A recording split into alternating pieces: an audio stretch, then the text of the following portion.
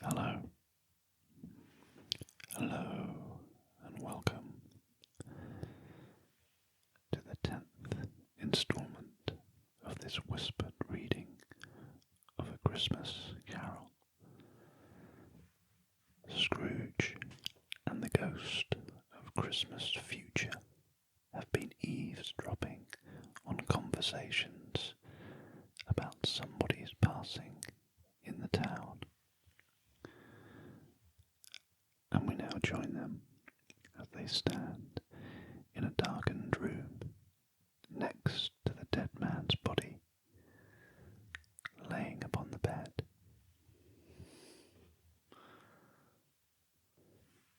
Scrooge glanced towards the phantom. Its steady hand was pointed to the head. The cover was so carelessly adjusted that the slightest raising of it, the motion of a finger upon Scrooge's part, would have disclosed the face. He thought of it, felt how easy it would be to do, and longed to do it, but had no more power to withdraw the veil than to dismiss the spectre at his side. O cold, cold, rigid, dreadful death, set up thine altar here, and dress it with such terrors as thou hast at thy command. For this is thy dominion, but of the loved, revered, and honoured head, thou canst not turn one hair to thy dread purposes, or make one feature odious. It is not that the hand is heavy and will fall down when released. It is not that the heart and pulse are still, but that the hand was open, generous, and true, the heart brave, warm, and tender, and the pulse a man's. Strike, shadow, strike, and see his good deeds springing from the wound, to sow the world with life immortal. No voice pronounced these words in Scrooge's ears, and yet he heard them when he looked upon the bed. He thought, if this man could be raised up now, what would be his foremost thoughts? Avarice, hard dealing, griping cares. They have brought him to a rich end, truly. He lay in the dark, empty house, with not a man, a woman, or a child, to say that he was kind to me in this or that, and for the memory of one kind word, I will be kind to him. A cat was tearing at the door, and there was the sound of gnawing rats beneath the hearthstone. What they wanted in the room of death, and why they were so restless and disturbed, Scrooge did not dare to think. "Spirit," he said, "this is a fearful place. In leaving it, I shall not leave its lesson. Trust me. Let us go." Still, the ghost pointed with an unmoved finger to the head. "I understand you," Scrooge returned, "and I would do it if I could, but I have not the power. Spirit, I have not the power." Again it seemed to look upon him. "If there is any person in the town who feels emotion caused by this man's death," said Scrooge, quite agonized, Show that person to me. Spit it, I beseech you. The phantom spread its dark robe before him for a moment, like a wing, and withdrawing it, revealed a room by daylight, where a mother and her children were. She was expecting someone, and with anxious eagerness, for she walked up and down the room, started at every second, looked out from the window, glanced at the clock, tried, but in vain, to work with her needle, and could hardly bear the voices of the children in their play. At length the long-expected knock was heard. She hurried to the door, and met her husband, a man whose face was careworn and depressed, though he was young. There was a remarkable expression in it now, a kind of serious delight, of which he felt ashamed, and which he struggled to repress. He sat down to the dinner that had been hoarding for him by the fire, and when she asked him faintly what news, which was not until after a long silence, he appeared embarrassed how to answer. "Is it good," she said, "or bad, to help him?" "Bad," he answered. "We are quite ruined." "No, there is hope yet, Caroline." "If he relents," she said, amazed, "there is. Nothing is past hope if such a miracle has happened." "He is past relenting," said her husband. "He is dead." She was a mild and patient creature, if her face spoke truth, but she was thankful in her soul to hear it, and she said so with clasped hands. She prayed forgiveness the next moment, and was sorry, but the first was the emotion of her heart. What the half-drunken woman whom I told you of last night said to me when I tried to see him and obtain a week's delay, and what I thought was a mere excuse to avoid me, turns out to have been quite true. He was not only very ill, but dying then.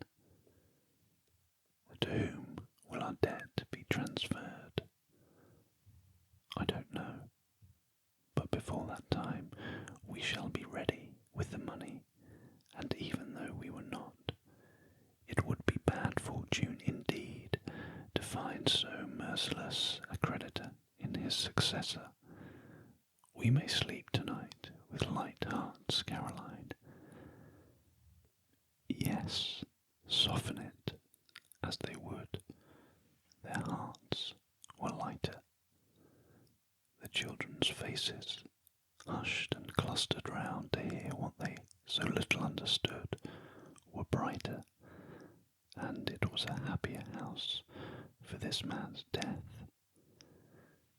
The only emotion that the ghost could show him caused by the event was one of pleasure. "Let me see some tenderness connected with a death," said Scrooge, "or that dark chamber, spirit, which we left just now, will be for ever present to me." The ghost conducted him through several streets familiar to his feet, and as they went along, Scrooge looked here and there to find himself, but nowhere was he to be seen. They entered poor Bob Cratchit's house, the dwelling he had visited before, and found the mother and the children seated round the fire. quiet, very quiet. The noisy little Cratchits were as still as statues in one corner, and sat looking up at Peter, who had a book before him. The mother and her daughters were engaged in sewing, but surely they were very quiet. And he took a child and set him in the midst of them. Where had Scrooge heard those words? He had not dreamed them. The boy must have read them out as he in the spirit crossed the threshold. Why did he not go on? The mother laid her work upon the table and put her hands up to her face. "The colour hurts my eyes," she said. "The colour. Ah, poor Tiny Tim." "They're better now again," said Cratchit's wife.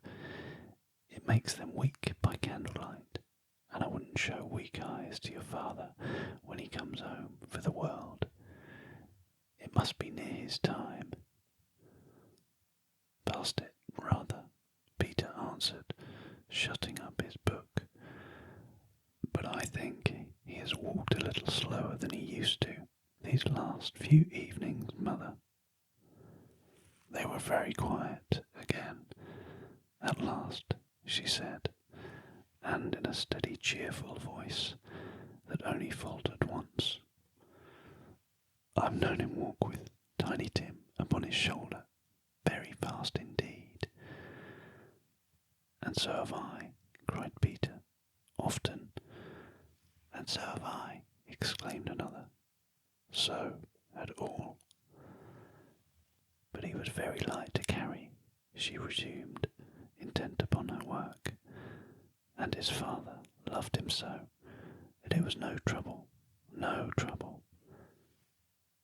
And there is your father at the door."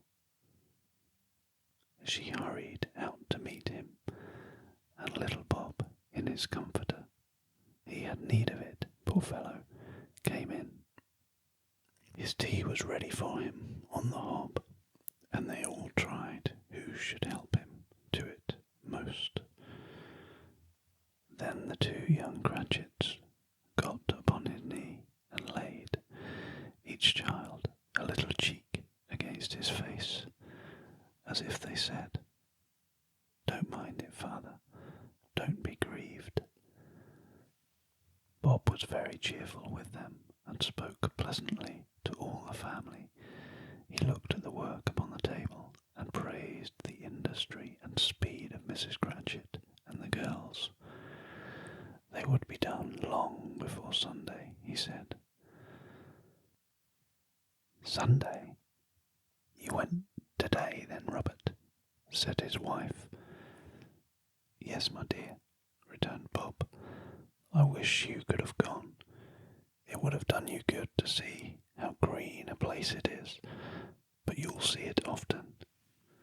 I promised him that I would walk there on a Sunday. "My little child," cried Bob. "My little child." He broke down all at once. He couldn't help it. If he could have helped it, he and his child would have been farther apart, perhaps, than they were. He left the room and went upstairs into the room above, which was lighted cheerfully and hung with Christmas. There was a chair set close beside the child, and there were signs of someone having been there lately. Poor Bob sat down in it, and when he had thought a little and composed himself, he kissed the little face. He was reconciled to what had happened, and went down again, quite happy. They drew about the fire and talked, the girls and mother working still. Bob told them of the Mr. Scrooge's nephew, whom he had scarcely seen but once, and who, meeting him in the street that day, and seeing that he looked just a little bit down, said Bob, inquired what had happened to distress him, on which, said Bob, for he is the pleasantest spoken gentleman you ever heard, I told him,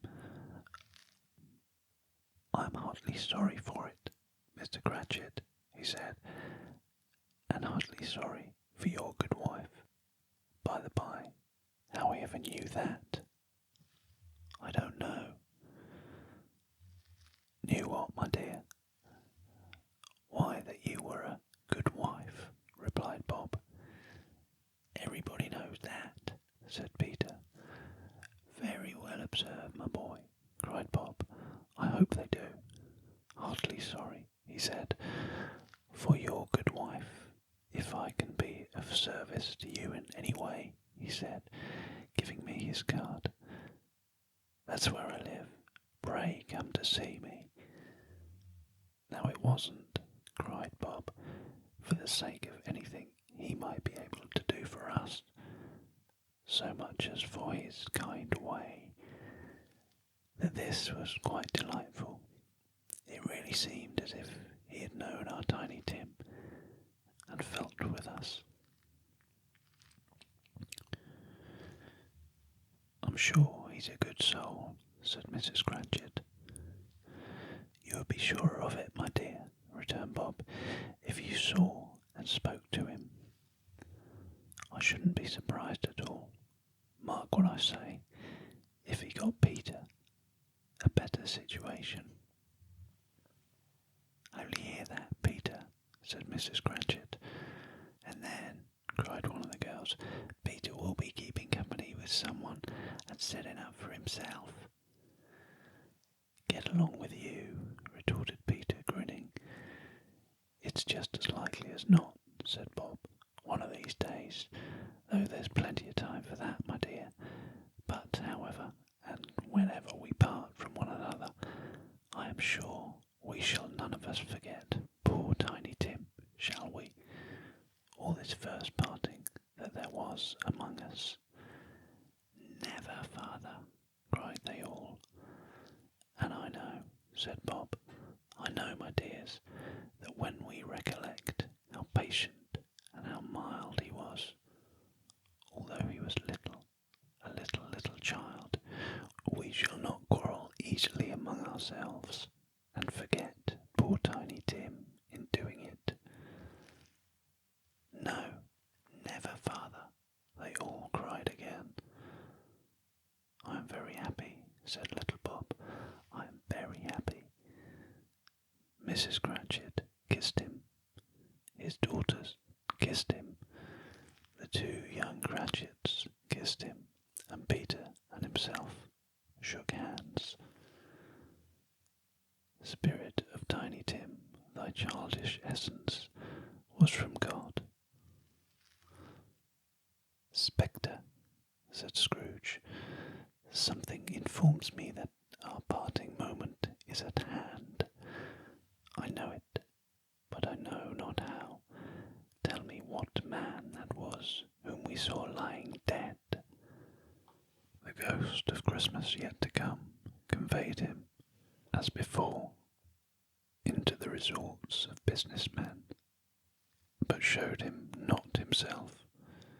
Indeed, the spirit did not stay for anything, but went straight on, as to the end just now desired, until besought by Scrooge to tarry for a moment. This court, said Scrooge, through which we hurry now, is where my place of occupation is, and has been for a length of time. I see the house. Let me behold what I shall be in days to come. The spirit stopped. The hand was pointed elsewhere. The house is yonder, Scrooge exclaimed. Why do you point away? The inexorable finger underwent no change. Scrooge hastened to the window of his office and looked in. It was an office still, but not his. The furniture not the same, and the figure in the chair was not himself. The phantom pointed as before. He joined in once again, and wondering why and whither he had gone, accompanied it until they reached an iron gate. He paused to look round before entering. A churchyard. Here, then, the wretched man whose name he had now to learn lay underneath the ground. It was a worthy place, walled in by houses, overrun by grass and weeds. The growth of vegetation's death, not life, choked up with too much burying, fat with repleted appetite, a worthy place. The spirit stood among the graves and pointed down to one. He advanced towards it, trembling. The phantom was exactly as it had been, but he dreaded that he saw new meaning in its solemn shape. "Before I draw nearer to that stone to which you point," said Scrooge, "answer me one question. Are these the shadows of the things that will be? Or are they shadows of things that may be only?" Still the ghost pointed downward to the grave by which it stood. "Men's courses will foreshadow certain ends, to which, if persevered in, they must lead," said Scrooge. "But if the courses be departed from, the ends will change. Say it is thus with what you show me." The spirit was immovable as ever. Scrooge crept towards it, trembling as he went, and following the finger, read upon the stone of the neglected grave his own name: Ebenezer Scrooge. "Am I that man who lay upon the bed?" he cried upon his knees. The finger pointed from the grave to him, and back again. "No, spirit, oh no, no." The finger still was there. "Spirit," he cried, tight, clutching at his robe, "hear me. I am not the man I was. I will not be the man I must have been, but for this intercourse. Why show me this, if I am past all hope?" For the first time, the hand appeared to shake. "Good spirit," he pursued, as down upon the ground he fell before it, "your nature intercedes for me and pities me. Assure me that I yet may change these shadows you have shown me by an altered life."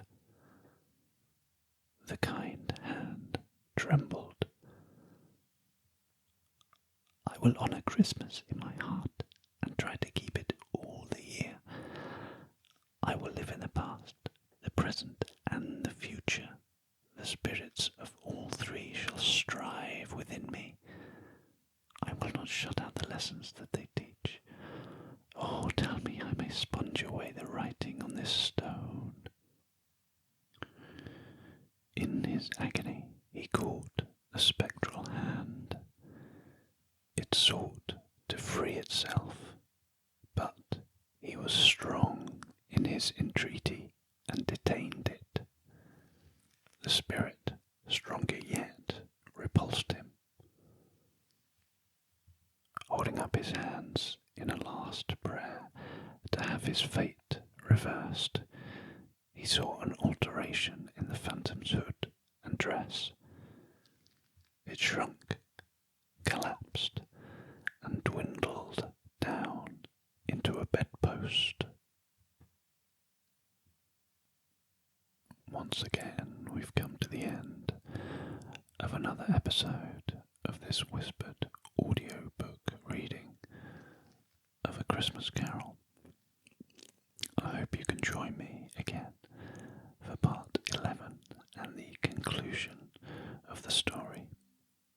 But in the meantime, as always, try to stay relaxed, keep calm, and do sleep tight.